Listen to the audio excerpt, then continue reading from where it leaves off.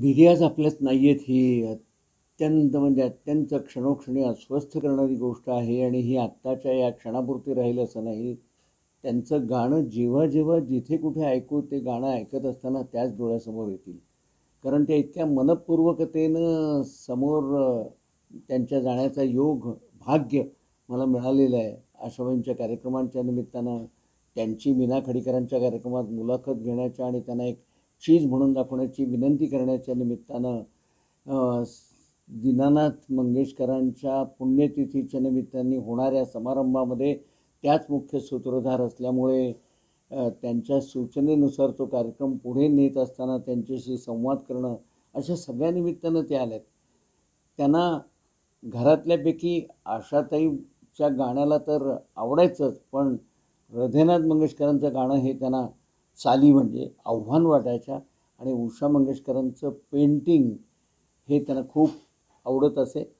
दीनानाथांबद्दल तर तीव्र आदर होता, तसा आदर त्यांना गोनी दांडेकरांच्याबद्दल होता. आणि काय सांगणार, असंख्य गोष्टी आहेत, आदराच्या अनेक आहेत, बोलण्याच्या अनेक आहेत. माझ्याशी तर भीमसेन जोशींपासून श्रीनिवास खळ्यांपर्यंत त्यांच्याबरोबर गायलेले किंवा संगीत दिलेल्या सगळ्यांनी त्यांच्याविषयी माझ्याशी मुलाखती दिलेल्या आहेत. त्यातली कुठली कुठली आणि काय काय सांगू. एखाद्या लेखाच्या निमित्तानं करता येऊ शकतं. 2 मिनिटाच्या बाईटसाठी माझंच हे माध्यम आहे खरं तर, पण तरीही बोलताना खूप ताण येतो. पण माझी आदरांजली त्याबद्दल म्हणजे मी आत्ताच काही चॅनल्सना बोलत असताना सांगितलं की बांगलादेशच्या युद्धाच्या वेळेला त्या जखमी सैनिकांना ते भेटायला म्हणून आवर्जून गेल्या होत्या. त्या जखमी सैनिकाच्या जखमेची जवळ जाऊन विचारपूस त्यांनी केली आणि ती करत असताना तो सैनिक त्यांना म्हणाला, दीदी गा की. आता त्यांनी अशा वेळेला चौकशीला आलेलं असताना गाणं गायची विनंती करणं आणि अशा ठिकाणी अचानकपणे गाणं सुरू करणं इतकं बरंही नसतं.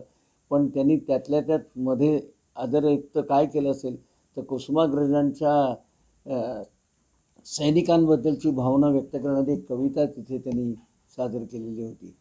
ही त्यांची सैनिकांप्रती विलक्षण आदरयुक्त प्रेम त्यांना होतं. राष्ट्राबद्दलचा अभिमान तर जबरदस्त होता. आणि दुसरी एक अगदी वेगळी गोष्ट ती म्हणजे लेकिन हा सिनेमाच्या वेळेला मी पूर्ण वेळ संपूर्ण त्यांच्या बरोबर होतो.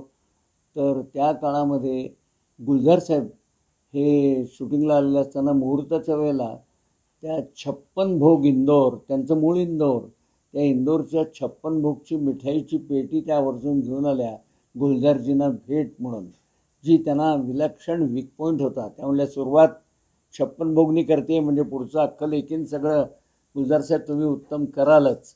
तर हे लोकांचं आवड काय आहे, लोकांच्या बारीक बारीक गोष्टींची आठवण ठेवून ती त्या त्या नेमक्या वेळेला हे टायमिंगचं भान जे त्यांना होतं ना, जे गाण्यात होतं ते वागण्यातही होतं. सलाम आहे त्यांना.